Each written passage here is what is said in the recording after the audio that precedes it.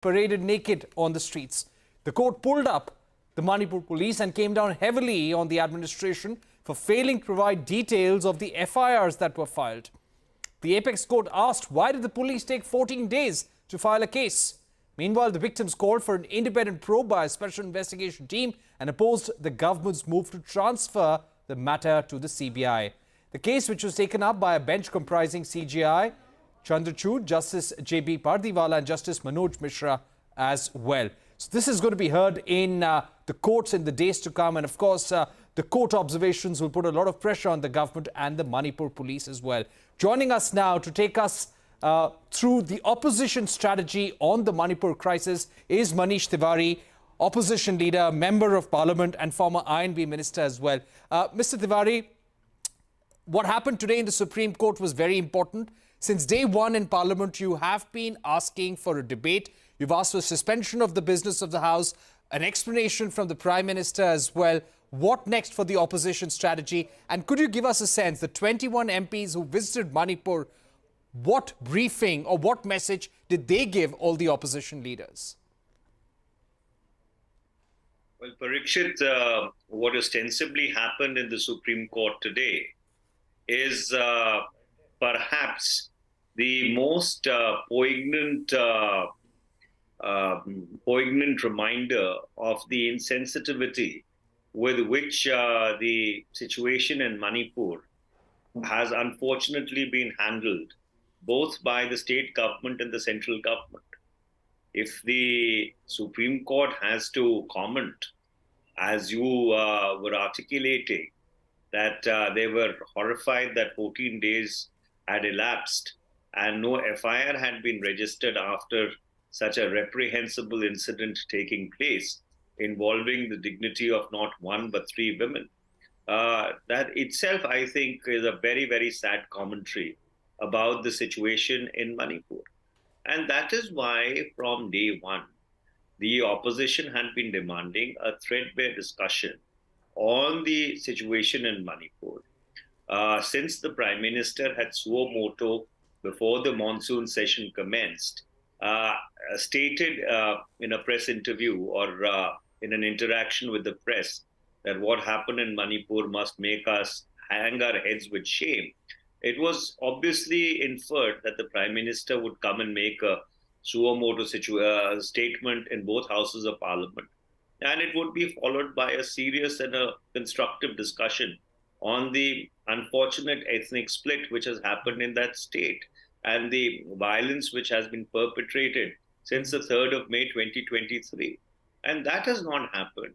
On the contrary, even after a no confidence motion was tabled against the Council of Ministers, the government has been passing bills in both houses of Parliament in absolute flagrant violation of all parliamentary propriety, all canons and all traditions which have held the field since 1952.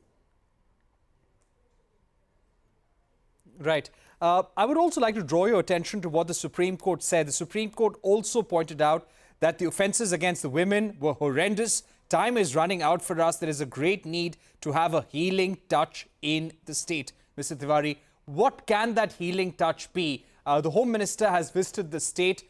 What do you think can be done in order to bring the situation to normalcy, bring some calm to the state? Well, obviously, no healing touch has been applied. This unfortunate violence commenced on the 3rd of May 2023. We are now entering the August of 2023. So over 2 months have elapsed. And the divide in the state remains as polarized as it was when this unfortunate violence broke out and atrocities got perpetrated, especially on women. And so therefore, if the Supreme Court, the apex court, is constrained to observe after 3 months or after 2 months of the violence having commenced, that a healing touch is required, this obviously goes to underscore there is no healing touch. And that is exactly what the parliamentary committee, which visited Manipur, also witnessed that the cleavage between the communities and the breakdown of the administration is absolutely complete and total. The court also asked the government for details of the 6,000 FIRs that have been filed in the state since May because of the ethnic clashes. What do you think is the best way forward as far as the probe is concerned? The government is moving to have a CBI probe in this case. Would that be the right way, or should it be a Supreme Court monitored probe which should look at not just the case of these 3 women, but all the 6,000 or 7,000 FIRs that have been filed? Well, first of all, somebody has to take responsibility. Who's responsible for allowing the situation to get out of hand to an extent that police armories were looted? You're talking about 7,000 FIRs. 6 or 7,000 FIRs are possibly filed in a normal situation in a large state, maybe in the span of 1 year. So you can just imagine the extent of violence if 6 or 7,000 FIRs, and nobody knows as to what the correct number is, have been registered in a span of 2 months.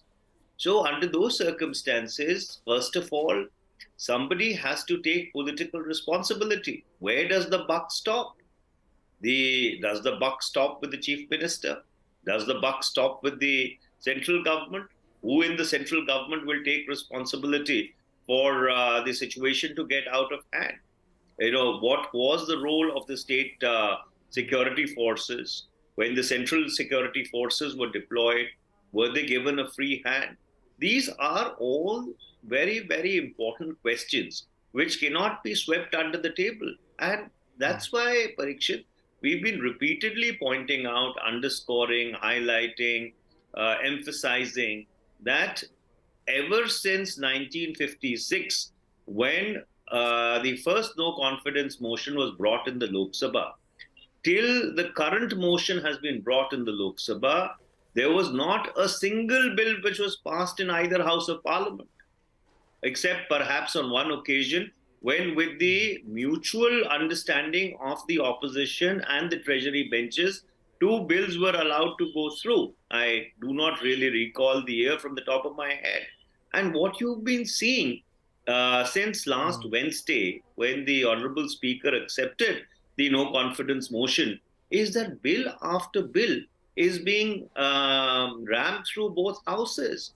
So therefore, there's obviously, when these bills get challenged for different reasons in a court of law, one thing which is going to weigh with the petitioners and also the court, that whether the government had the legislative competence to even introduce this legislation in the House when a motion which clearly states that there's a want of confidence in the Council of Ministers had been admitted and was pending consideration in the Lok Sabha. This is an extremely important issue which goes to the root of the constitutionality of what is happening in the House insofar as the proceedings are concerned. For example, today there was a statutory resolution in order to increase the custom tariffs on LPG and certain other gases, which stood in the name of the finance minister. The resolution said that the custom duty has been increased from 5 to 15%, and it had to be ratified by the Lok Sabha and then subsequently by the Rajya Sabha. But if you read Kaul and Shakhtar, it says that no substantive business of policy by the government can be introduced once a no confidence motion has been admitted. And here, not only substantive and material business pertaining to policy, but also legislation, which in the case of India does not get amended and holds the field at times for 100 years, at times for 120 years, is just being absolutely bulldozed through in a din. Right. You have said earlier that it will be a travesty of justice if the Prime Minister does not speak on this issue on the floor of the House. Mr. Tewari, how will things move ahead for the opposition now in the days to come? Piyush Goyal said today outside the Rajya Sabha that they have been trying to have a discussion on Manipur for the last 10 days. The opposition does not seem serious because of political reasons. How would you respond to what Piyush Goyal said earlier today, and what will be the strategy for the days to come for the rest of the opposition session? Well, this is chicanery and wordplay, because if government was interested, there are notices under Rule 267 for adjournment of business in the Raj Sabha, and notices under Rule 184 for adjournment of business in the Lok Sabha, which have been given since Thursday every day by different members, at times 45, 50 notices in each house, saying that government business should be adjourned and the situation in Manipur should be discussed. But all adjournment notices have been dismissed out of hand. And therefore, the opposition was then compelled to bring a motion of no confidence. And now, even that motion of no confidence is being trifled with by using the 10-day window, which has been given in the rules, which was primarily that if there is an exigency and the no confidence motion debate slash vote cannot be held. That was the kind of window which was given to the presiding officer. Now, if that window is being utilized by the government to steamroll legislation at a point in time when clearly there is a motion before the House accepted by the presiding officer which says that there is a want of confidence in the Council of Ministers, I fail to understand how any court of law tomorrow, when it adjudicates on the on the constitutionality of these bills, will not really look at the legislative competence and the circumstances in which these bills were passed in either House of Parliament. All right. Mr. Tewari, thank you so much for joining us here on CNBC TV18 News Centre, giving us your view of the opposition strategy and your take on what the government has done and said so far on the Manipur crisis. We're going to be heading into a short break here on News Centre, but coming up on the other side, rent on hostel stays and PG accommodations will attract 12% GST. A special discussion with Najib Shah, former chairman of the Central Board of Indirect Taxes, on the other side.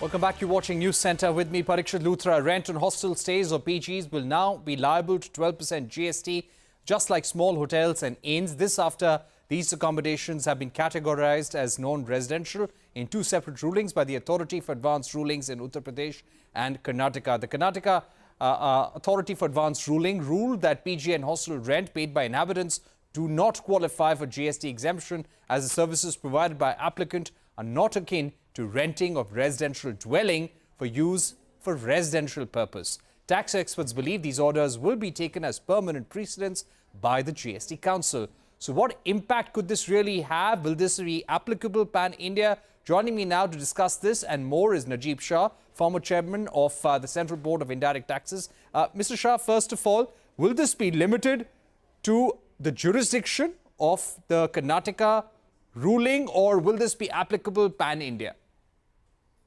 Advanced ruling, as it is contemplated in the GST Act, is applicable only to the applicant and to the jurisdictional tax authorities, meaning thereby, even for the state of Karnataka, theoretically it is not applicable, simply because an applicant has come to the advanced ruling authority, sought an opinion and got an opinion, and it's applicable only to him. But Mr. Shah, do you feel that some sort of clarification would be needed from the CBIC, or it could cause confusion in different states? Again, typically what happens, other states will take the cue from this ruling. And Uttar Pradesh and Karnataka have already given this ruling. I'm sure in both these states, the parties concerned will file an appeal. There's an appellate process available, which is again confined to the states of these two jurisdictions. And ideally, it would be nice if the CBIC steps in. If you look at the order of Karnataka, which is a fairly well-reasoned order, it talks of such a position in law being available during the service tax regime. This is one of those things which has got lost in transition. I think the CBIC would perhaps clarify and say this is always the levy to be imposed on such PG accommodations, simply because they're not residential accommodation. Right. Like you're pointing out that currently it is applicable to the parties who were subject to these particular rulings by the Authority for Advanced Rulings. Now that you have these rulings by two such tribunals, what happens to other similar cases? Could other authorities for advanced rulings take precedent, issue similar cases? What kind of precedent value do they have? Huge.